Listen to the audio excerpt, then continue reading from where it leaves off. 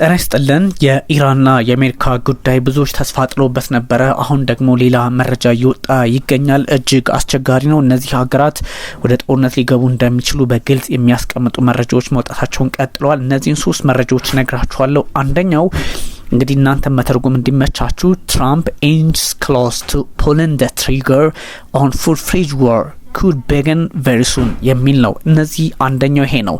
ያ ማለት ፕሬዚዳንት ዶናልድ ትራምፕ ምላጯን ለመሳብ ቃታዋን ለመሳብ ኢንች ነው የቀራቸው የሚል ሀሳብ ነው። ይሄኛው ለምንድን ነው የሆነው? ደግሞ ፉል ፍሌጅድ ዋር ሙሉ ጦርነት ለመቀስቀስ ነው። መቼ ነው የሚሆነው? በቅርቡ የሚል መረጃ ነው አንደኛው። ሁለተኛው ደግሞ አያቶላ አሊ ሀምኒ በምንም አይነት መንገድ አያቶላ አሊ ሀምኒ እንዳሉት በምንም አይነት መንገድ ፕሬዚዳንት ዶናልድ ትራምፕ ኢራንን አያጠፏትም የሚል መረጃ አጋርተዋል። በሌላ በኩል ደግሞ ትራምፕ ኦን ደ ብሪንክ ኦፍ ሜጀር አታክ የሚል ወይም ደግሞ ትራምፕ ኦን ደ ብሪንክ ኦፍ ሜጀር ዋር ዊዝ ኢራን አዝ አያቶላ ዲፋይድ ደ ኒውክሊየር ሬድ ላይን የሚል መረጃ ወጥቷል። እነዚህ ሶስት ነገሮች መገጣጠም እጅግ አስፈላጊ ነው። ያ ማለት ፕሬዚዳንት ዶናልድ ትራምፕ ቃቷን ወይም ምላጯን ለመጫን ትንሽ ኢንች ነው የቀራቸው የሚለው አንደኛው ነው። ሁለተኛው ደግሞ ኦን ደ ብሪንክ ኦፍ ዋር ሜጀር ዋር በኢራን ላይ ለማወጅ የሚለው ነው። ከዛ ደግሞ አያቶላ አሊ ሀምኒ በምንም መንገድ ቢሆን አሜሪካ ኢራንን አታጠፋትም፣ ፕሬዚዳንት ዶናልድ ትራምፕ ኢራንን አታጠፋትም የሚል መረጃ ነው የሰጡትና እነዚህ ጉዳዮች የነዚህን አገራት ውጥረት በግልጽ የሚያሳይ ነው። የኒውክሌር ጉዳይም ቀይ መስመራችን ነው በሚል አያቶላ አሊ ሀምኒ አስቀምጠዋል። እነዚህን ጉዳዮች ማየት ያስፈልጋሉ ተመልካቾቻችን። ትራምፕ እንግዲህ ከአንደኛው እንጀምራለን። ፕሬዚዳንት ዶናልድ ትራምፕ ትሪገሯን ለመሳብ ትሪገር እንግዲህ ያው ምላጯን ለመሳብ ጣታቸው እዛ ላይ ሆኖ ሳለ ግን እሷን ለመሳብ ደግሞ ኢንች ነው የቀራቸው የሚል መረጃ ነው የተጋራው። ይሄ ቀላል አይደለም ይሄኛው ጉዳይ፣ ምክንያቱም በሁለቱ ኃይሎች መካከል የነበረው የፖለቲካ ውይይት የነበረው ድርድር በጄኔቫ ስዊትዘርላንድ የነበረው ውይይት አሁን ውሃ ሳያነሳ ቀርቷልና እሱን ግምት ውስጥ በማስገባት ነው ብዙ ጥያቄዎች የተነሱ ነው። ፕሬዚዳንት ዶናልድ ትራምፕ ይሄ ፍሊቶቹን ወይም ደግሞ ተዋጊ መርከቦችን ወደ መካከለኛው ምስራቅ እያንቀሳቀሱ መሆናቸው የሚያሳየው የፕሬዚዳንት ዶናልድ ትራምፕ የሪፐብሊካኑ አስተዳደር ምላጯን ለመሳብ ጫፍ ላይ እንደደረሰ ነው የሚጠቁመውና ይሄኛው ዝም ብሎ ይወጣ አይደለም። አክሴስ የተሰኘው የአሜሪካን ፖለቲከኞች በቅርበት የሚከታተል ሚዲያ ነው ይፋ ያደረገው። ይሄኛው ፉል ፍሌጅ ዋር ሙሉ በሙሉ ፉል እንግዲህ ወደ ጦርነት ሊገባ ስለዚህ ሙሉ ጦርነት የማጎጅ እንደሆነ እየተነገረ ነው። ይሄኛው እንዴት መፍትሄ ማምጣት ይቻላል የሚለው አሁንም ዓለም ቁጭ ብላ መነጋገር እንዳለባት በግልጽ ተቀምጧል። ግን ፕሬዚዳንት ዶናልድ ትራምፕ ከመቼውም በላይ ከተቀመጠው ሀሳብ ወይም ደግሞ ከዚህ በፊት ከነበሩት ውጥረቶች በተለየ መንገድ sooner than most Americans realize ስለዚህ በዚህኛው መንገድ ማየቱ ትንሽ አስቸጋሪ ነው እና ፕሬዚዳንት ዶናልድ ትራምፕ ሙሉ በሙሉ ጦርነት ሊያውጁ እንደሚችሉ ሞስት አሜሪካን ሪያላይዝ ሊያደርጉት የሚገባው ጉዳይ ነው ተብሎ ያለበት ጉዳይ ነው። ወይም ደግሞ አብዛኞቹ አሜሪካውያን ጦርነት አይቀሰቀስም ብለው ሊያስቡ ቢችሉም ግን ፕሬዚዳንት ዶናልድ ትራምፕ እየሄዱበት ያለው ርቀትና አንዳንድ መረጃዎች እንደሚያሳዩት አክሴስ የተሰኘው ተቋም ነው እንግዲህ ይፋ ያደረገው። ይሄ አክሴስ በነገራችን ላይ የአሜሪካን ፖለቲከኞች በጣም በቅርበት መረጃ በመጥባት የሚታወቅ ነውና እሱ ይፋ ያደረገው ነው። ከዚህ ቀደምም ጦርነት ሊቀሰቀስ ነው የሚሉ መረጃዎች በወጡበት ሰዓት እሱ ነበረ በስፋት የኢራን ላይ እንግዲህ አሜሪካ ጥቃት መሰንዘሯ እንደማይቀር በተደጋጋሚ ሲያነሱ የነበረውና ይሄኛውም እሱን ነው የሚያሳየውና የፕሬዚዳንት ዶናልድ ትራምፕ ጦር እንግዲህ ቢልድ አፕ እያደረገ ሄዷል። እንደዚህ አይነት የሚያሳዩ ደግሞ በጣም hard for him to back down with a major consequence from Iran on its nuclear program የሚል መረጃ ነው የወጣውና ይሄኛው ማይክ ኤለን ናቸው ይሄን ሀሳብ የሰጡትና ለአክሴስ ሀሳባቸው እንደሰጡት ከሆነ በእርግጥም ፕሬዚዳንት ዶናልድ ትራምፕ ወደ መካከለኛው ምስራቅ በዚህ ልክ ከመጡ በኋላ ወደ ኋላ የሚሉ ከሆነ ፖለቲካሊ ማስቸጋሪ ነው። ወይም ደግሞ ከራሳቸው የባህሪ አንጻር ከራሳቸው ጥቅምም ፍላጎታቸውም የሚታወቅ ስለሆነ ፕሬዚዳንት ዶናልድ ትራምፕ ከዛ አንጻር ወደ ኋላ አይሉም የሚል መረጃ ነው የተጋራ ያለው። ምክንያቱም ለዚህም ነው እንግዲህ ትሪገሯን ለመንካት ትንሽ ኢንች ነው የቀራቸው እየተባለ የሚገኘው ወይም መረጃዎች በዛ ልክ የሚወጡት። ምክንያቱም ፕሬዚዳንት ዶናልድ ትራምፕ ቃቷን ወይም ደግሞ ምላጯን ለመሳብ ተዘጋጅቷል የሚባሉም ለዚህ ነው። የትራምፕ አስተዳደር የተለያዩ ጊዜ የሚሰጧቸው አስተያየቶች የሚሰጣቸው አስተያየትም ይሄን በግልጽ የሚያሳይ ነው።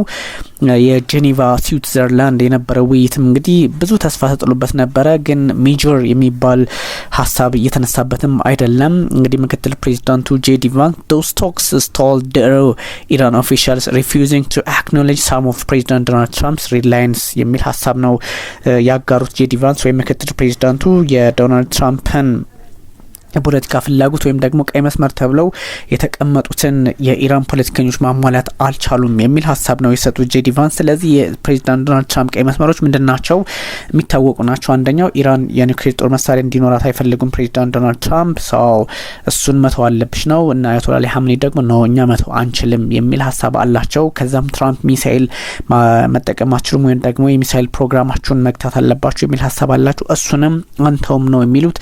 በመካከለኛው ምስራቅ ደግሞ የተለያዩ ከአሜሪካ በተቃራኒ የቆሙ ኃይሎችን መደገፍ ማቆም አለባችሁ፣ እንደነ ሐማስ፣ እንደነ ሄዝቦላ፣ እንደነ ሁቲ አይነቶቹን ማቆም አለባችሁ፣ ከታይ በሄዝቦላ አይነቶቹን ማቆም አለባችሁ የሚል ሀሳብ ፕሬዚዳንት ዶናልድ ትራምፕ አላቸው። እና አያቶላ አሊ ሀምኒ ግን አንሰማም የሚል አቋም ነው እንደዚሁ ደግሞ እያራመዱ የሚገኘው። ስለዚህ ቀላል አይደለም ነው። ይሄኛው ጦርነት እንደሚንቀሳቀስ ማረጋገጫዎቹ ብዙ ሆነዋል። ምክንያቱም አሜሪካ እንግዲህ ኤስኤስ ጀራፎርድ የተሰኘችውና ዩኤስ አብርሃም ሊንከን ቱ በጣም ማሲቭ የተሰኙትን ኬሪየር በተለያየ አጋጣሚ ወደ መካከለኛው ምስራቅ መላካቸውን አስቀምጠዋል። ይሄ ደግሞ ከሰኔው ጦርነት በበለጠ ዝግጅት እያደረገች ነው አሜሪካ ያሳያል።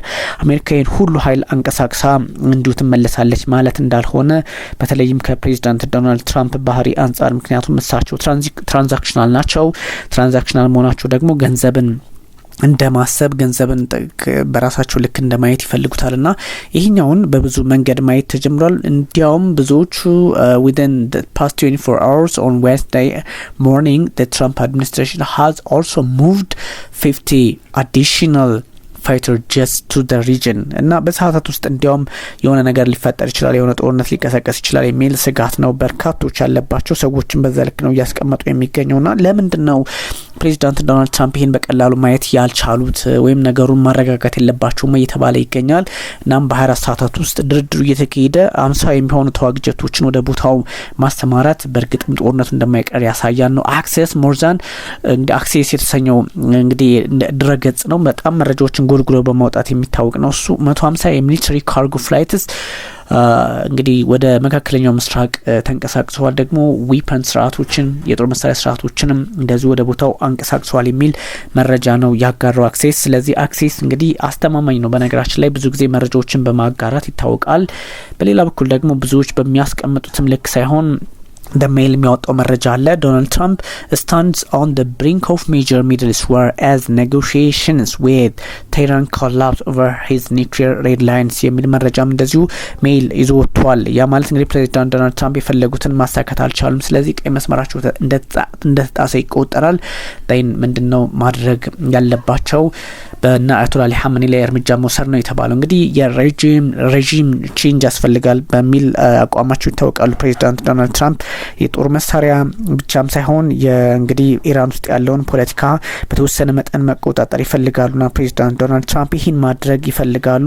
እንዲያውም ኢራን ውስጥ የተቃውሞዎች መቀስቀሳቸው የተነገረ ነበረ፣ በምዕራባዊ ኢራን ውስጥ ማለት ነው። እሱ ሊጠቀሙበት እንደሚችሉም እየተነገረ ነው። ፕሬዚዳንት ዶናልድ ትራምፕ ቀይ መስመራቸው አልተከበረላቸውም፣ ስለዚህ ኢራን ላይ ጥቃት ሰነዝራሉ የሚል ሀሳብ እንደዚሁ በመውጣት ላይ ይገኛል። ግን ኢራን ደግሞ በአንድም በሌላ መንገድ እንደዚህ አይነት ጉዳዮችን ቀላል አድርጋ እንደማትመለከታቸው ይታወቃልና ፕሬዚዳንት ዶናልድ ትራምፕ ቢዝቱም እንደዚሁ ሊሳካላቸው አይችልም ተብሎ ይታሰባል። ከዛ ውጭ የኢራኑ ሁለንተናዊ መሪ አያቶላ አሊ ሀምኒ በምንም አይነት ሁኔታ ቀይ መስመርኛም አለ እናንተ ብቻ አይደለም ቀይ መስመር ያላችሁ የሚል ሀሳብ ሰጥተዋል። እንግዲህ እነሱ ቀይ መስመር ደግሞ ኒክሌርን አንተው ምክንያቱም ለራሳችን እንፈልገዋለን ነው። ከዚህ በፊት ድርድሩ ኒክሌር ብቻ ነበረ የሆነው። አሁን ደግሞ ከኒክሌር ባሻገር ሚሳኤል እየሆነ መምጣቱም እንኳን የሚሳኤል ጉዳይ ቀርቶና ሌሎች ነገሮች ቀርቶ አሁን ባለው ሁኔታ እኛ የተለያየ ሀሳቦችን ማስቀመጥ እንችላለን። እንቅስቃሴዎቻችን ሁሉ ከራሳችን ብሔራዊ ጥቅም አንጻር ነው የሚል አቋም ነው ያራመዱት አያቶላ አሊ ሀምኒ። አያቶላ አሊ ሀምኒ ደግሞ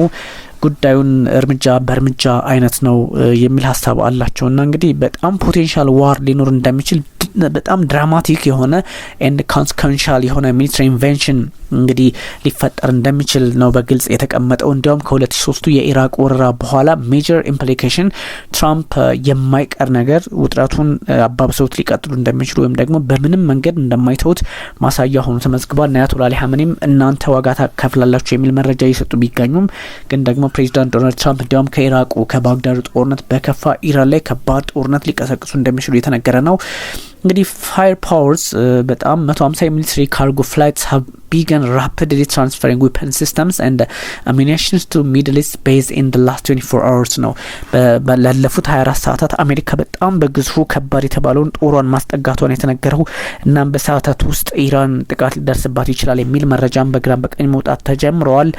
ግን ይሄኛው ትንሽ እስከምን ያራምዳል፣ በምንኛው ሁኔታ እንዴትና ይሄን ወታደራዊ ማዕበልስ መቆጣጠር ይቻላል እጅግ አስቸጋሪ ነው። ቀደም እንዳልኩ ሲል እንደነገርኳችሁ በ24 ሰዓታት ውስጥ 50 ፋይተር ጀት ለዛውም F-35ቶችና F-22ቶችን ጨምሮ እንደዚሁም F-16ቶችን ጨምሮ ነውና ሬዲ as he prepares to strike ኢራን ነው።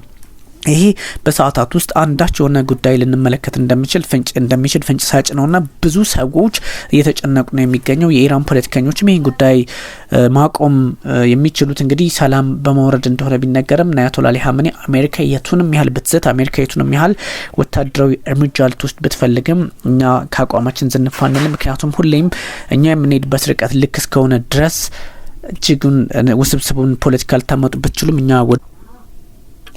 እኛ ወደ ኋላ ልንል አንችልም የሚል አቋማቸው ነው እያራመዱ የሚገኙት። ስለዚህ በሰዓታት ውስጥ አንዳች መጥፎ ነገር ሊከሰት ይችላል የሚል ሀሳብም ይጋራል። ግን ፕሬዚዳንት ዶናልድ ትራምፕ እሳቸው ባሉትን ብቻ ሳይሆን እንግዲህ ፖለቲካውን በተለየ መንገድና መነጽር ማየት አለባቸው። በነገራችን ላይ ይህ ጦርነት አይቀርም። ፕሬዚዳንት ዶናልድ ትራምፕ በሰዓታት ውስጥ ሊሆን ይችላል፣ በእርግጥ በሳምንታት ውስጥ የሚሉም አሉ፣ በሰዓታት ውስጥም የሚሉ አሉ። ግን ላለፉት 24 ሰዓታት ያሉት እንቅስቃሴዎችን ስንመለከታቸው ችግሩን አወሳስበው የሚቀጥሉና በቀላሉ ፕሬዚዳንት ዶናልድ ትራምፕ እርምጃ ሊወስዱ እንደሚችሉም ጠቋሚ ያደርገዋልና ቀላል አይደለም።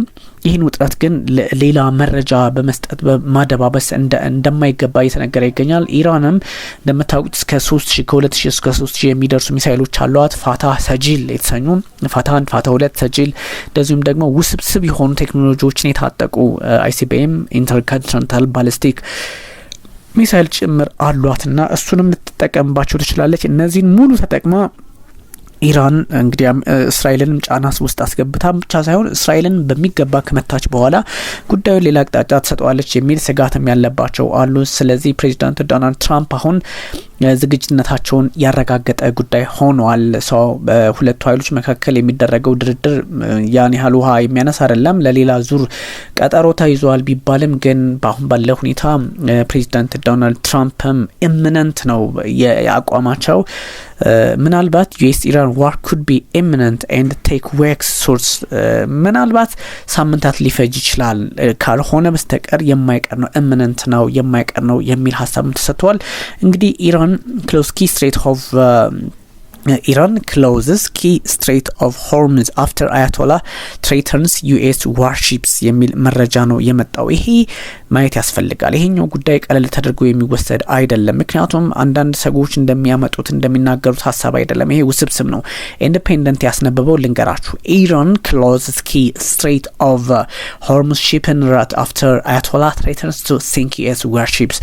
እንግዲህ አያቶላ አሊ ሀመኒ የአሜሪካን የጦር መርከቦች እናሰጥማቸዋለን መስጠም ነው የሚባለው ኦፍ ኮርስ በመርከቦች ላይ እናሰጥማቸዋለን ካሉ በኋላ የሆርሙዝ ሰርጥ ተዘግቷል። ሆርሙዝ ሰርጥ ማለት የአረቢያን ባህረ ሰላጤ ከኦማን ባህረ ሰላጤ ጋር የሚያገናኝ ወይም ደግሞ የዓለማችን 20% የሚሆን ንግድ የሚሳለጥበት ነውና ቁልፍ ቦታ ነው። ኢራንን በዛ አካባቢ ብዙ እንቅስቃሴዎች የምታደርግበት ነውና ይሄኛው the strategic waterway has not been shut since 1983 ከ1980 ጀምሮ አልተዘጋም። ይሄ በጣም ከባድ የስትሬት የሆርሙዝ ሰርጥና ሆርሙዝ ሰርጥን መዝጋቷ ደግሞ ኢራን እጅግ ከባድ እንቅስቃሴ ያለ መኖሩን የሚጠቁም ያደርገዋልና the move comes amid ongoing tensions with the US። እነዚህን ጉዳዮች በቀላሉ ማየት አያስፈልግምና አንዳንድ ሰዎች እንደሚያስቀምጡት አይደለም። ይሄ በጣም ውስብስብ ነውና ኢራን እንግዲህ በጊዜያዊነት ነው የሆርሙዝ ሰርጥን የዘጋችው። እሱንም ደግሞ ያደረገችው ምንድነው አያቶላ አሊ ሀመኒ የአሜሪካ መርከቦች ሰምጣሉ፣ ይሰጥማሉ፣ ይመታሉ ማለታቸውን ተከትሎ ነው። ይሄ ቦታ በ1980ዎቹ እንኳን ከ1980ዎቹ ወዲህ ነው የተዘጋውና ኢራን አያቶላ issued fresh threats against the United States የአሜሪካን እንደዚሁ ጫና በማስገባታቸው ማለት ነው ወይም ደግሞ ሳው ላይ ከዛቱ በኋላ የሆነ ነው። ሆርሙዝ ሰርጥ ማለት ነው ስትሬት ኦፍ ሆርሙዝ እንግዲህ በፐርሺያን ባህረ ሰላጤና በገልፍ ኦፍ ኦማን በኩል ያለ ነው። እነሱን የመቁረጥ ነውና ይሄኛውን ቦታ ላይ እጅግ አስቸጋሪ ያደርገዋልና የአሜሪካ የኢራን IRGC እስላማዊ ሪፐብሊክ ኢራን አብዮታዊ ዘቡ ማለት ነው ልምምድ ካደረገ በኋላ እጅግ አስቸጋሪ ሁኔታዎች እንደተፈጠሩ በግልጽ ተቀምጧል።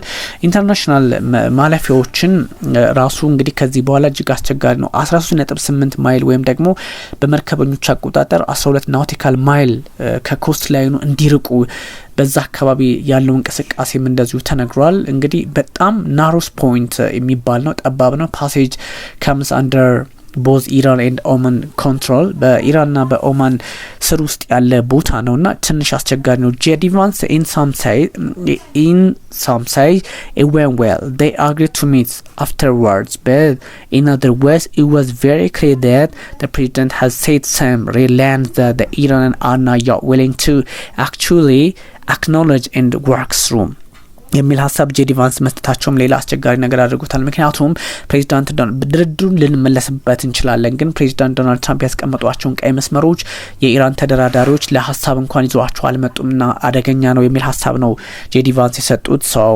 እንግዲህ በጣም አስቸጋሪ ሁኔታዎች ሊፈጠሩ እንደሚችሉ ሳይታለም የተፈታ ነው። የዩኤስ ጀነራል ፎርድ የዩኤስ አብርሃም ሊንከን ወደዚህ አካባቢ በመቅረባቸው እነሱንም እንመታለን የሚል ሀሳብ አያቶላ አሊ ሀምኒ መስጠታቸው እጅግ አስቸጋሪ አድርጎታል ማለት ነው። ተመልካቾቻችን ላይክ፣ ሰብስክራይብ፣ ሼር አድርጉ። ቢኒያም ካሴ ነበርኩ።